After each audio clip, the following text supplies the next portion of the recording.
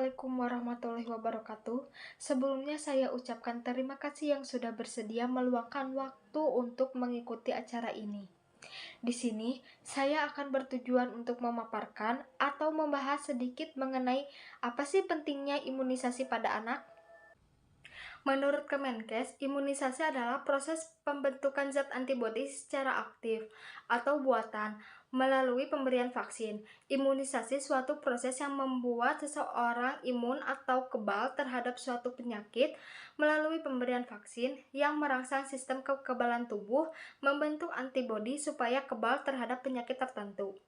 Vaksin adalah jenis bakteri atau virus yang sudah dilemahkan atau dimatikan guna merangsang sistem imun dengan membentuk zat antibodi di dalam tubuh. Antibodi ini yang melindungi tubuh di masa yang akan datang. Nah, ada pula tujuan imunisasi. Imunisasi dasar bertujuan mendapatkan kekebalan awal secara aktif, sedangkan imunisasi lanjut lebih bertujuan mempertahankan tingkat kekebalan dan perpanjangan masa perlindungan. Ada pula tujuannya untuk meningkatkan daya tahan tubuh anak, menurunkan angka kematian. Imunisasi mencegah timbulnya jenis penyakit tertentu pada anak.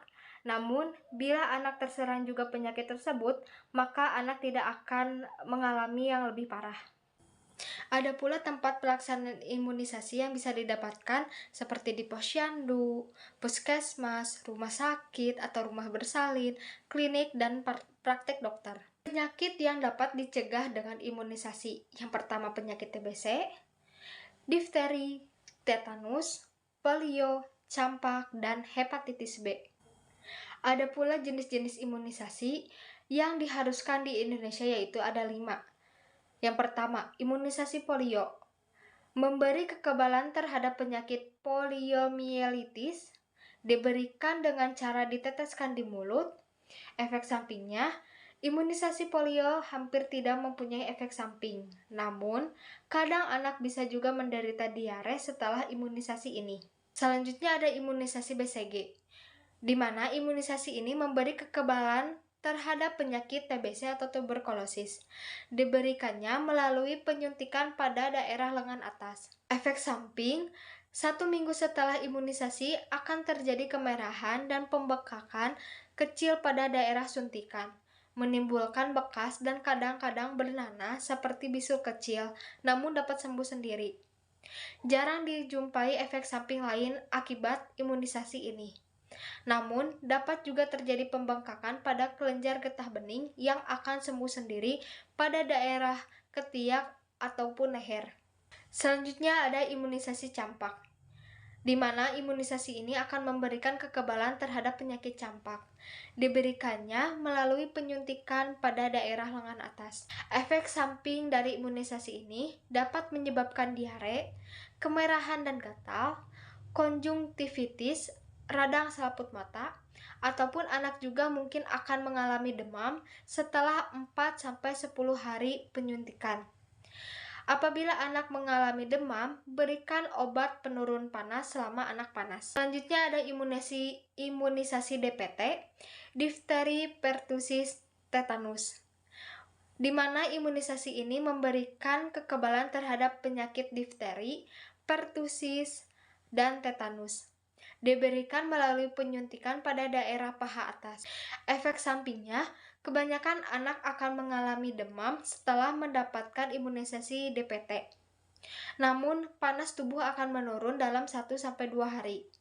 Dan akan terjadi kemerahan serta pembengkakan pada daerah suntikan. Yang terakhir, imunisasi hepatitis B, di mana imunisasi ini akan memberikan kekebalan terhadap penyakit hepatitis B. Diberikan melalui penyuntikan di paha atau di lengan atas. Ada pula jadwal imunisasi. Usia 0-24 jam diberikan imunisasi hepatitis B0. Untuk usia 1 bulan diberikan imunisasi BCG dan polio 1. Usia 2 bulan diberikan imunisasi DPT, HB, HIB 1, dan polio 2. Usia 3 bulan diberikan imunisasi DPT, HB, HIV-2, dan polio 3. Usia 4 bulan diberikan imunisasi DPT, HB, HIV-3, polio 4, dan IPF. Usia 9 bulan diberikan imunisasi campak, rubella. Usia 18-24 bulan diberikan imunisasi DPT, hepatitis B, HIV, dan campak atau rubella. Serta imunisasi lanjutan, itu kelas 1 SD diberikan imunisasi campak rubella dan DT atau dipteria tetanus. Serta di kelas 2 dan 5 SD diberikan imunisasi TD atau tetanus dipteria. Nah, di sini juga ada dampak bagi anak yang tidak diimunisasi. Yang pertama, anak menjadi rentan terhadap penyakit. Anak yang tidak menerima imunisasi akan lebih rentan mengalami berbagai macam penyakit seperti polio, campak, TBC, hepatitis B, dan lain-lain.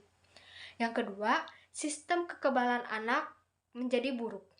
Pada anak yang tidak menerima imunisasi, tubuhnya harus bekerja lebih keras dalam mengenali dan melawan kuman, sehingga dapat menimbulkan gejala yang lebih berat dibandingkan dengan anak yang sudah divaksin. Yang terakhir, komplikasi kesehatan, di mana kekurangan imunisasi ini dapat menyebabkan komplikasi serius seperti kecacatan, kerusakan saraf permanen, bahkan kematian. Ayo lindungi anak dengan melakukan imunisasi yang lengkap. Imunisasi lengkap, Indonesia kuat. Mungkin cukup sekian dari saya. Mohon maaf apabila ada kesalahan maupun kekurangan. Wassalamualaikum warahmatullahi wabarakatuh.